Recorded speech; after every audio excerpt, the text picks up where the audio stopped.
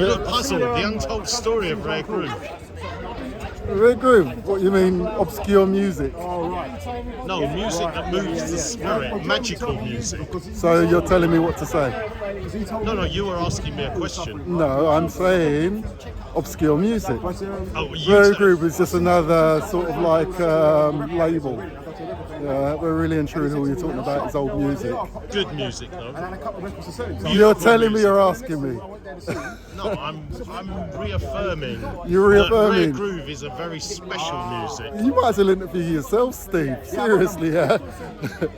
You obviously don't like the term. You have a. It's not about the term. I don't object. I mean, any term is good. Yeah, because obviously it's just describing music that, how would I say, was hidden. And it's bound. If you want to attach a label to it, it's fine. But I just see music as personal to everybody. But if there's a definitive term, it's just old music, hidden music, hard to find music. Yeah, but there's a lot of music in warehouses that's absolute crap that we wouldn't have played on the dance floor. So I'm calling Raregroove the music that we played during that era, specific tracks that create this magic on the dance floor. You couldn't play some old country record that was produced back in 1970. You couldn't play that on the dance floor. You wouldn't call that Raregroove, Well, even that's though a bit cultural specific, isn't it? Really, I'm just you know, if you say records. dancing, I mean dancing has a function in regards of raising a person's spirit, raising a person's, for want of a word, self-esteem. So really and truly, if it's cultural specific, it depends on where you are. It's very hard to discriminate against music in relation to, you know, this is that here and that is that there. London, they like certain things. Like really and truly, when I equated everything for what it was, for me, what I found was really good music was the music of the 60s, which really and truly created a movement with regards to liberating and creating, how would I say, a strength within people who had no voices and giving them a voice. So when it comes to music in a relationship to old hidden music, it's really and truly just personal. I don't see no sort of, how would I say, label is required. It's only just a personal preference. If a person wants to call it, oh, my mum's music that used to lie down in a box somewhere, and you know, it's old music that used to lie in a box somewhere. But to this term rare, I have not for it, I'm not against it, it just is what it is. Alright, so let's turn this on its head. Let's not call it Raregroove, let's call it that body of music that we were playing. Skew, it's a term, skew. Skew the term. No, I'm calling it Raregroove, but it feels like you have an objection to that word being used to I have describe no objective. I've just the been in what you particular call a brevity of music right around the world. And in regards, if you really want to talk about Raregroove, brilliant DJs I've seen, really brilliant DJs would not actually enter into your scene with regards to Ritu. She's a lady who from WOMAD, and her choice of music, I can go to one of her sessions and I'll hear nothing what's happening on the so-called London dance scene, but where she's at, they're dancing. So really and truly, if you want to equate it with, how would I say, one minutia or one little minute area of London, it's fine. But London, the world is a really big world. That's the way I see it. Once your eyes is open, it's hard to go back into that closed box again. Right, so the reason I say I'm going to twist it. No, twist it, yes, go on. When I you want to twist it? Twist it for you because... Twist it for me. You personally. So it goes back into the question of you want to put words in my mouth. No, not at all. No, I'm interested in your words. But I'm giving you my words. And we're recording it, and this is a So it sounds this is like, a document. oh, right. So you're objecting to what I say for want I of... haven't objected to anything for you once said. of, for me to fall into your, how would I say, ideology of Raregroove, whereby I'm just saying I have brevity. I'm fascinated that this particular word that a lot of people use to describe the music we played during that era is it feels as though I'm being like offensive to you just using it. No, I mean, like, if you want to generalise, go ahead. There's no, I'm being very specific. I'm not generalising. It's like when Japanese people used to come to me back in the day, they will have a term they will use for music which is particular and personal to them. If the guys from the Netherlands, they had a term particular to them. There were certain terms where Americans used to come over to Britain looking for their particular type of music, and I remember a term, night something, I can't remember it in its entirety, but you know, it's just what everybody wants to lock onto. Yes. Where I'm a kind of person, I'm kind of flexible with regard to terms and things. For me, it's about interpreting what people really truly desired, and if I could fulfill that desire, I would do my best. Yeah. Do you feel like, I mean, I've spoken to quite a few people who feel the term rare groove as pigeonholed, or was a pigeonhole used by the majors to reinvent music, good funky music. Could you enlighten me about majors? Sorry, I'm not quite familiar. Sorry, major record labels. Major record labels. I'm talking about the big, the big conglomerates who kind of push the number ones, who were in control of the scene through the distributors. I think the ones you're referring to are a little bit more sophisticated than that. I mean, what they try and do is clock the numbers. They do what we call a lot of qualitative research with regards to really get a true understanding of what is just a trend, what is a fad, what is fashion, and what is classical. Yeah, so what they would tend to do realistically is not try and follow any trends, but be ahead of what is either to come and what is currently happening, and then from there what they try and do is extrapolate out to see really and truly where they should focus their intention. It's called targeting. Yeah, and it's all bottom line and sales. Yes, I understand that. Okay.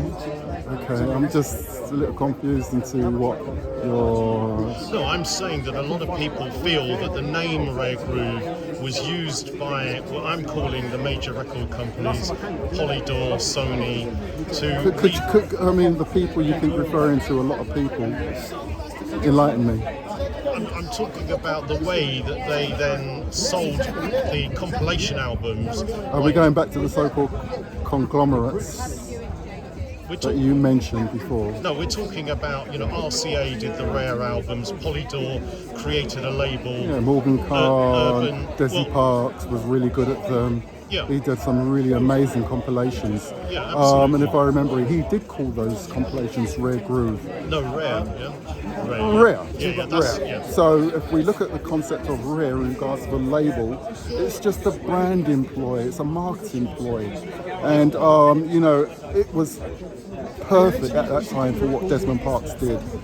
Now, Desmond, as a genius he is, he will use a ploy, but that was for then at that time and where it was at. But in regards to where the term is laying now, when you put on the suffix of groove to the prefix of rare, well, to me, the rare is, it's created a bit of a confusion, because what is rare today wasn't rare then, what was rare back then isn't rare today. So I understand the confusion, however, I believe... To be specific, it's ephemeral. It's like anything, it has its time and then it wears out and then something else steps in. And then when something else steps in, it becomes more of that moment. But again, as I said before, it's the concept of ephemerality whereby, nothing lasts forever. Yeah, but do you believe that it was a term that was created to repackage the music of the past? To substantiate the term, I couldn't say. I didn't really keep up with marketing trends and marketing strategies. My specific area was more on the communication side, whereby whatever and however things needed to go out, whereby the words I would use is just to capture the ears of an audience.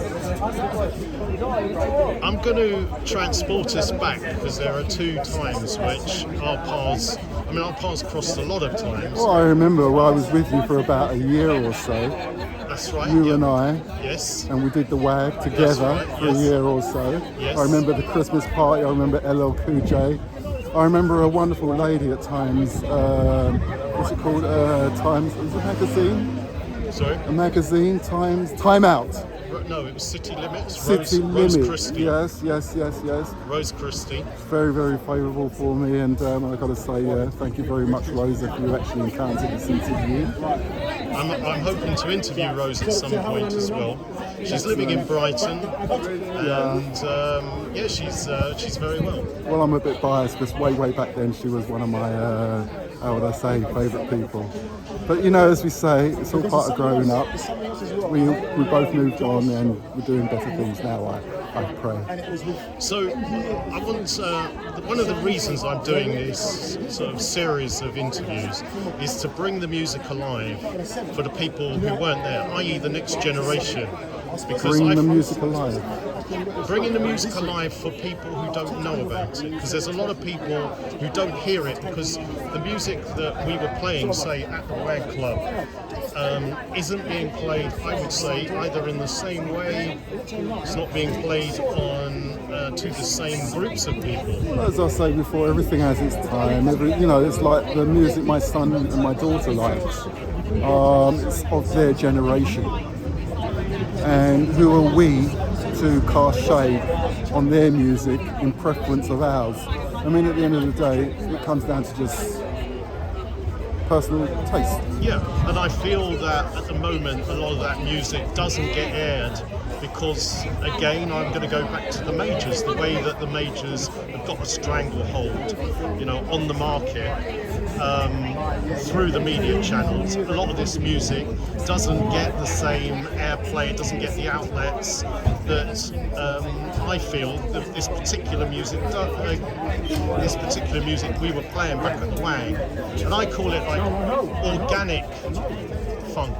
I hear what you're saying. I do understand what you're saying, but I kind of sympathise with, how would I say, the codependency on the current media, where really and truly the so-called airwaves that you referred to, they're struggling. I mean, really and truly with social media and all these platforms that are available, the playing field is levelled out. At the end of the day, what it really comes down to is ingenuity, innovation and imagination. I mean, I must admit, I do like the fact that somebody who has got brilliant musical talent can air themselves on somewhere like YouTube and be seen by millions of people just through viral networking. Mm-hmm. I mean, I love the idea that they can circumvent the majors, through just pure talent these days. I mean, let's put it in a nutshell, yeah. All right. Really and truly, what we're still talking about is a person's innovation. And really and truly, if you can't be innovative and you can't be imaginative, because really and truly that's the game. I mean, if we look here at Love Vinyl, where we've got Zaf. I mean, I was very fortunate to work with him for about, I think, 6 years at Records, and we've never ever parted. I try and see him as much as he can do, and we always reach out to each other whenever we need. Now, what we've done is we've formed, it's just a natural bond we have. And Zaf has used his imagination and innovation to put on this event, Record Store Day 2022, part of Love Vinyl's innovation to reach out to people who he's, how would I say, created a social net so people can come and rest and reach out and just keep it alive. Now, really and truly, I've got to say it's a level playing field. Zaf can do it, anyone can do it. Well, just want to go back to one thing I said. So the whole idea is to pass on the legacy of this, what I'm calling magical music, and I am labelling it rare groove. I mean, other people obviously have opinions about the term, and that's why I'm digging a little bit deeper to get people's opinions about whether the term rare groove has been commercialised just for the purpose of selling records to that generation of record buyers? I think you hit the nail on the head there, yeah. It was just for a purpose at that time. Now, the question of a legacy, I mean, you know, everyone's trying to create a legacy nowadays. And for what it is, for the time of the generations that's coming through, they're creating their legacy with the music that they like. I think really and truly if we narrow it down, because what we're trying to find is something that's homogenous, something that goes right across like the golden thread in regards of the music that's coming through. And realistically, we look at the music from Joe DeNigro, we look at the music through Louis Vega, who's held that thread. Now, this morning I was listening to Isley Brothers, and the track was Who's That Lady? And when we listen to a record like that, we're listening to extremely brilliant instrumentalists, brilliant musicians. Now we look at the production value. Then if we go back to the likes of Dave Lee, Joe Lee and Lee Negro, you know, he's captured that essence and put it in his music. Louis Vega, that essence. What we're really and truly talking about is a virtuoso. And with regards to these virtuosic music, it is that what's held on. And I think anyone who's trying to do anything in today, that virtuosic element needs to be there.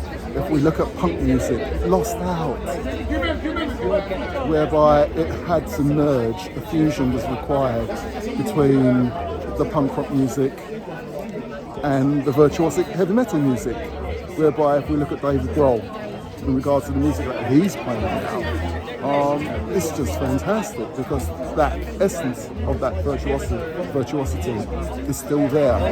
But as I say before, if anyone wants to do anything in music, RAREGROOVE, rock, pop, anything, they've really got to consider musicianship, because at the end of the day, that can never be overcasted or held under or overwhelmed, because really and truly that's the defining factor if you really and truly want to call it music.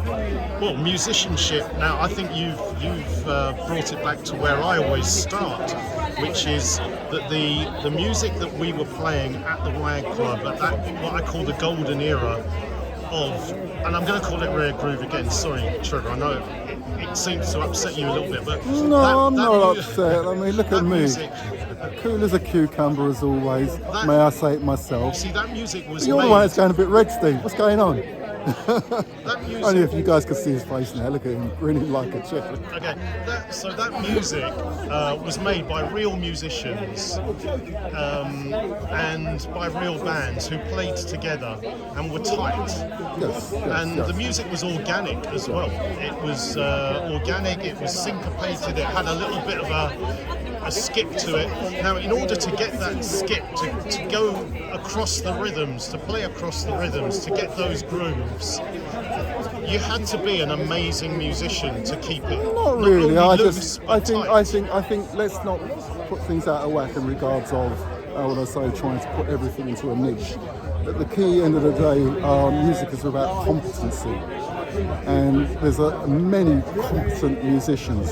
I mean, fundamentally, the musical education in the UK could have improved a lot in relation to what they were teaching in schools, supplying schools with instruments, making sure that everyone had a foundation in music. I was very fortunate. I went to a school in Hackney where, you know, we were expected to at least play two instruments, and we really had to understand the basis of musical notations, whereby, how would I say? Did you learn? Me, I started off playing the recorder and the violin, dropped them, but one thing I have always been into is the guitar. And did you ever play keyboards as well? I use keyboards more for just general training. And have you ever done any of your own productions that either have been released, unreleased? No, I'm media communications. So if it's not supporting media communications, I'm just not interested. Yeah. So to go down the musician route, for me, was a high risk. Because, as you know, I mean, our heyday, let's call it, was 86, 85.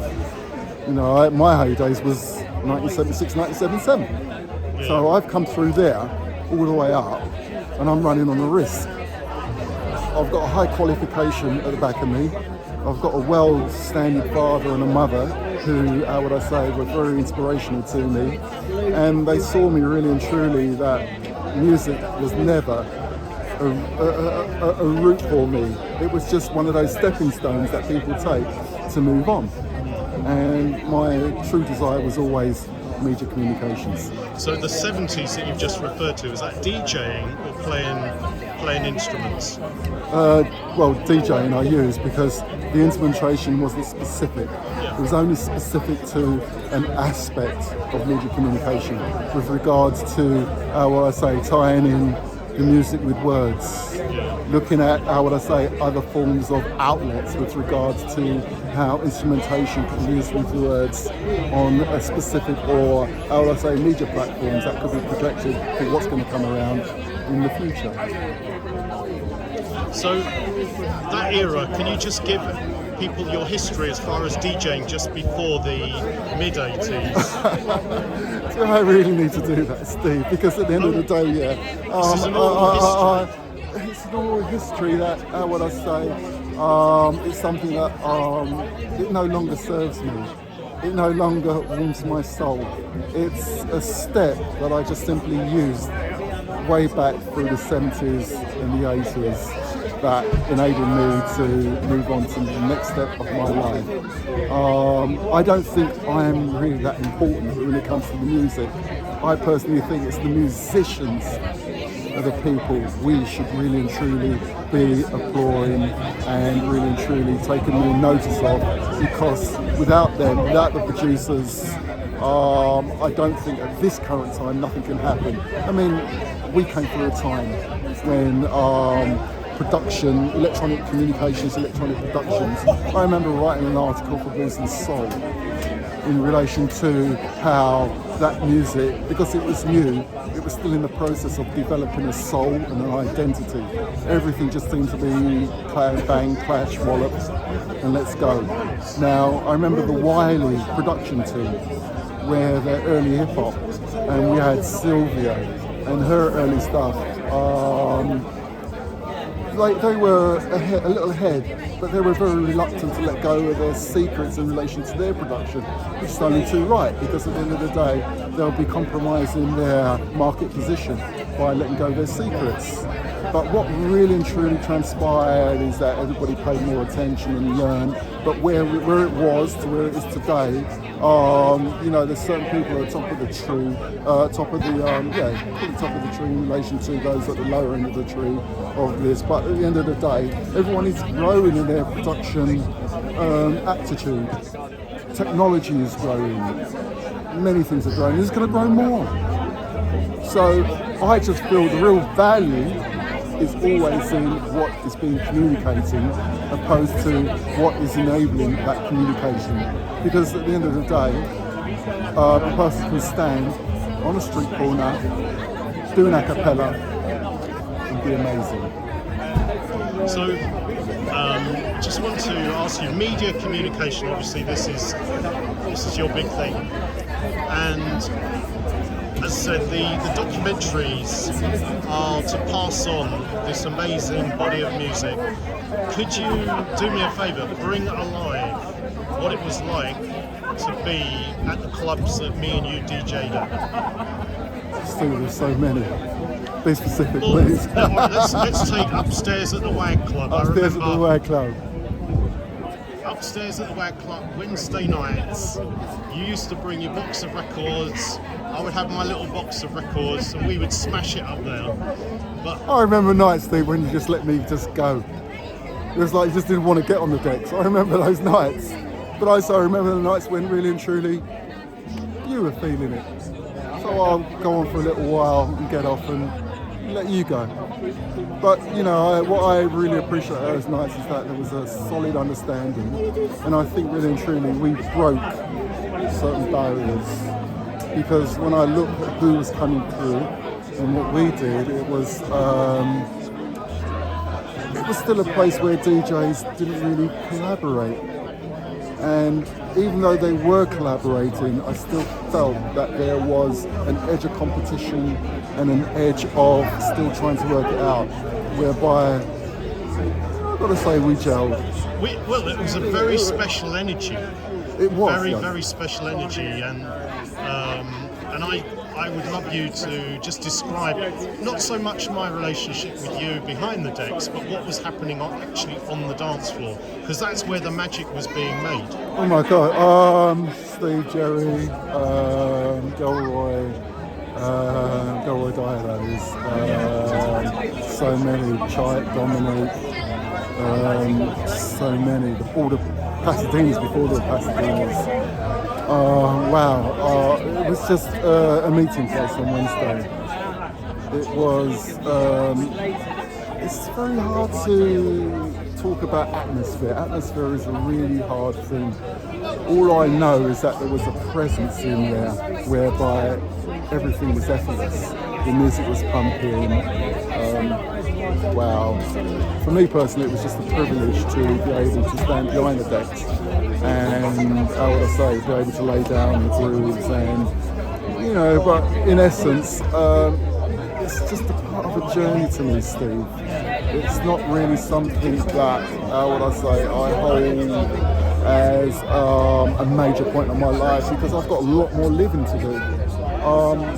I may draw from the energy, but the energy of what went on,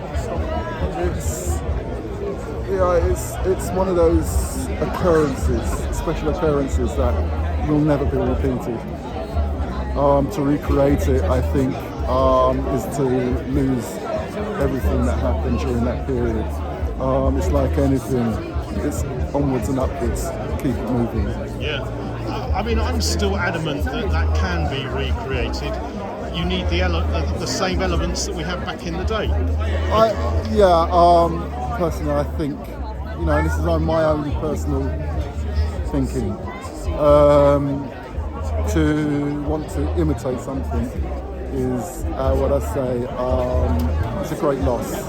Whereby if we just exercise our imaginations, exercise our innovation, exercise our intention with regards to where we are at today, what is that today, you know, allow an organic natural flow, and I'll tell you the truth, wonderful things can happen and will happen. Now, one of the incidents which I want to just get on, because I don't think I've talked to you about this for years and years. A box of my records disappeared from a little squat I was in. Okay. And I got a phone call, and there was a very kind gentleman at the end that said, "Steve, I think I've got your box of records." And that was actually you standing in Reckless Records. Someone had apparently broken into this room that I was squatting, nicked the records in Soho and taken them straight to Reckless, which was very stupid of them because you were behind the counter. Who's to know? It's just serendipity. It's just how the world works. Kind things happen to kind people. And funnily enough, those were the very records that I was playing with you at the WAG, so you actually knew the records in my personal record box. As I say before, Steve, it's just serendipity. There's always something higher at work. Yeah. Well, I've got a big thank you to me, you know, personally on film right now, because if it wasn't for you saving those records, I wouldn't have had my sacred box of records I used to take everywhere. So thank you very much, Trevor. Well, it's my pleasure, but I think, as I say before, there was a higher energy at work. Higher energies. You weren't supposed to lose those records, put it that way. Trevor, you've taken time out amongst these absolutely wonderful people here who have all come for Phil Asher Day. Actually, Zaf's renamed Record Store Day as Phil Asher Day as respect to Phil Asher. And I just want to end on one thing, which is, the documentary is called The Untold Story of Raregroove. Okay. Would you give me, and I ask everyone this, one little nugget, an untold story, something that's never been told before, that can either now be revealed, something that's special to you, related to, you know, that magical era when we were DJing? Special. Give me something more to go on, Steve, please. As I said, it's an untold story, something that you can just dig out from the recesses of your mind, something that happened back in the day that can now be told. I was open, truly open. I don't think there was anything anyone could hide. I mean, I arrived in a place in 1982 to 83, and I was always joined by some really marvellous people who are doing some incredible work at this current moment. And I think people didn't realise that I already had set my sights on a specific desire, just one thing I wanted to do since I was a kid. And it all came around through just being invited by my cousin into McCann's and Ericsson's advertising agency. And sitting in that agency at the age of 16, we were supposed to go out and do a DJ's gigs. So as it was, my cousin Dave would get the band, my brother would be there, and my other cousin Trevor, and my cousin, my other cousin Miller, and that's where we would meet. We had to meet at the workplace because that's where all the equipment was and that's where the van was. But I was sitting in that office and I saw Media Communications, and all that time spent from probably 1977 to probably 1989 was just me plotting, how am I going to get on this Media Communications? And suffice to say that, how would I say, I produced some amazing work to a point is, I've turned out manuscripts. I've got a book in the pipeline, which really truly has been completed. But, I've got so many other things, and it's just all from one thing, Media Communications. I got asked, I got headhunted by the Office of Communications. I met some amazing people there who truly opened my eyes. And it's like a caterpillar. When you turn into a butterfly, I'm sorry to say, there is no going back. So, as I say before, it's a path. I say walk it, don't stay on it. Well, I mean, our paths cross, and I have to say this, as part of the story, because I recognise, you were very, very humble. You've said you feel as though you're not important in the story. And one of the interesting things is that you were very, very quiet. In fact, I don't think we had any very deep conversations. It was just this pure love of music that brought us together. You're very quiet, very humble, had a deep love of the music, deep knowledge of the music. And it was one of the reasons, I invited you to come and work with me, because I recognise you as a kindred spirit who was there purely for the music, because there were a lot of very unscrupulous people who are just interested in, building their careers, or it was quite cutthroat in those days. Well, so to be fair, it was a question of guidance, whereby everyone was looking for some kind of guidance. That's probably one of the reasons why, through serendipity again, I was situated in the place. Serendipity again, why Black Market was also to sit in that space, whereby it was great because we got on like a house on fire. And currently, offshoots of that situation that was in the West End. So, how would I say? It's just serendipity taking place. Oh, sorry, I'm going to sneeze.